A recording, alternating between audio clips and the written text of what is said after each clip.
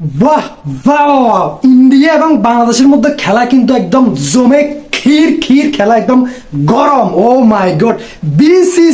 BCB কে request করেছে মুস্তাফিজুর রহমানকে return করার জন্য, যে মুস্তাফিজুর রহমানকে কিছুদিন আগে রিলিজ করে পুরা ইন্ডিয়া এবং বাংলাদেশের মধ্যে কি একটা ব্যাড সিচুয়েশন ক্রিয়েট করে ফেলছে। কি একটা সিচুয়েশন হয়ে গেল, কি গরম ক্রিকেট মহল, কি গরম হয়ে গেল উত্তাল ক্রিকেট মহল ইন্ডিয়াতে এবং বাংলাদেশে, যেটা আসলে একদমই রিয়েলাইজ করে নাই বিসিসিআই, একদমই রিয়েলাইজ করে নাই। এত কিছু না ভেবে মোস্তাফিজুর রহমানকে জাস্ট কিছু কারণে, ছোট্ট কারণে, যেগুলো আসলে ইন্ডিয়াতে হচ্ছিল ওইগুলোর কারণে জাস্ট একজন প্লেয়ারকে রিলিজ করে দিল। এরপরে যে এত বড় ঘটনা হয়ে যাবে, এটা আমি যেটা বললাম যে একদমই আন্দাজ করতে পারে নাই, একদমই ইমাজিন করে নাই বিসিসিআই। এখন কিন্তু আপনার এই যে এট দিস মোমেন্ট আপনার এই ঘটনাটা শুধুমাত্র আপনার বিসিবি এবং বিসিসিআই এর মধ্যে আপনার সীমাবদ্ধ নয়, এই জিনিসটা আপনার গভর্নমেন্টের হাতে চলে গিয়েছে, গভর্নমেন্টের হাতে চলে গিয়েছে। এক্স্যাক্টলি ঘটনা কিন্তু এখান থেকে এখানে চলে গিয়েছে, এত বড় হয়ে গিয়েছে।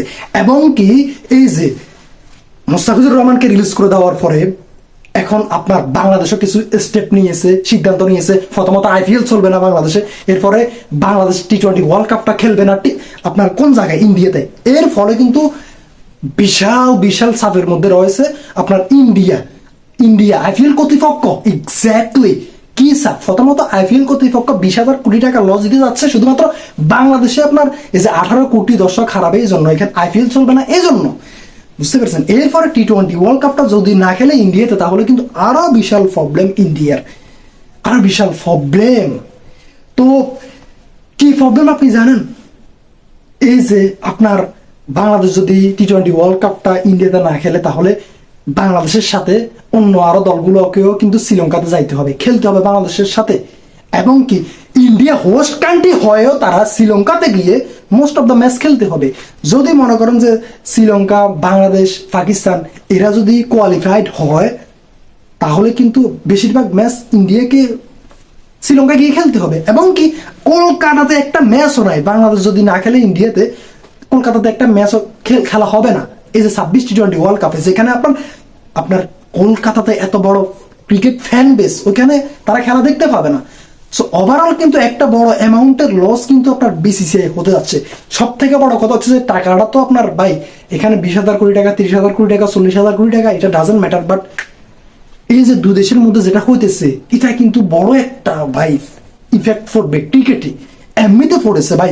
রাজনীতিকে আপনার পলিটিক্স অ্যাড করে ক্রিকেটে মোস্তাফিজুর রহমানকে রিলিজ করে দিয়েছে। চিন্তা করেন মোস্তাফিজুর রহমান কি দোষটা করেছে, আপনার কি দোষটা করেছে? এই যে বাংলাদেশে কিছু কিছু লোকে, কিছু খারাপ লোকে হয়তো বা কিছু খারাপ কাজ করেছে, এই জন্য কি আপনার এই যে মোস্তাফিজুর রহমানকে এই জিনিসটা ফাইতে হবে? হ্যাঁ, আপনি দেখেন আমরা তো এই জিনিসগুলো সাপোর্টই করি না, কিছু লোক হয়তো বা করে ফেলেছে, এই জন্য স্টেপ নিতে বাংলাদেশ সরকার। কিন্তু এইভাবে মুস্তাফিজুর রহমানকে ভাই এইভাবে রিলিজ করে দেওয়াটা আমাদের জন্য অসম্মানজনক ছিল। না হলে আমাদের কোনো ইন্টেনশন ছিল না, কোনো ওইরকম আগ্রহ ছিল না যে আমরা আপনাদের এখানে খেলবো না, আমরা শ্রীলঙ্কাতে খেলবো না, এরকম তো আমরা কল্পনাই করি নাই, রাইট? এরকম তো আমরা কল্পনাই করি নাই। এখন যে বিসিসিআই কি আপনার ডাইরেক্ট সরাসরি না করে দিয়েছে আমাদের বিসিবি, কেন, কি জন্য জানেন? অনেকগুলো কারণ রয়েছে। আজকে বিসিবি কে আমাদের বাংলাদেশ ক্রিকেট টিমকে রিকোয়েস্ট করেছে যে তাকে আবার রিটার্ন করার জন্য, বিসিবি আবার সরাসরি না করে দিয়েছে। কি জন্য না করে দিয়েছে জানেন? এখন আপনার বিসিসিআই মোস্তাফিজকে নিতে চায় কি জন্য? বাংলাদেশে আইপিএল চলার জন্য। এবং কি আপনার বাংলাদেশ ওইখানে যেন টি-20 ওয়ার্ল্ড কাপটা খেলে, কোন জায়গায়? ইন্ডিয়াতে গিয়ে।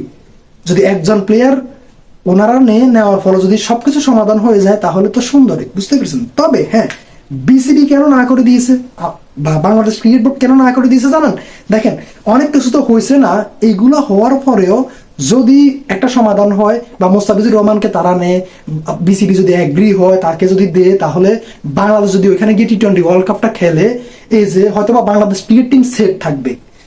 কিন্তু এই যে ফ্যান্সরা, এই যে জার্নালিস্টরা যারা ওইখানে যাবে, তারা কিন্তু ওইখানে সেফ থাকবে না। কিছু উগ্রপন্থী হয়তো বা তাদের উপরে তাদের ক্ষতি করতে পারে, এটা বাস্তব, এটা হতে পারে 100% শিওর। কারণ বাংলাদেশে কিছু ঘটনা হয়ে গিয়েছে, এরপরে ওইখানকার কিছু লোক হয়তো বা এদেরকে ক্ষতি করতে পারে। কিন্তু এই যে ক্ষতি করলে যে দায়ভারটা হবে এটা কিন্তু বিসিবি এবং বাংলাদেশের উপরে যাইবে। তো এই জন্য কিন্তু আপনার তারা এগ্রি করতেছে না, এবং ওভারঅল দেখা যাক সামনে কি হয়। তবে এখন পর্যন্ত নিউজ এটাই, সামনে কি আসে দেখা যাক। তবে ডিসকাশন চলতেছে বিসিবি এবং বিসিসিআই এর মধ্যে। চ্যানেলের সাথে থাকুন, দেখা হবে আপনাদের সাথে অন্য কোনো আপনার নিউজ নিয়ে খুব শীঘ্রই ইনশাআল্লাহ। আসসালামু আলাইকুম।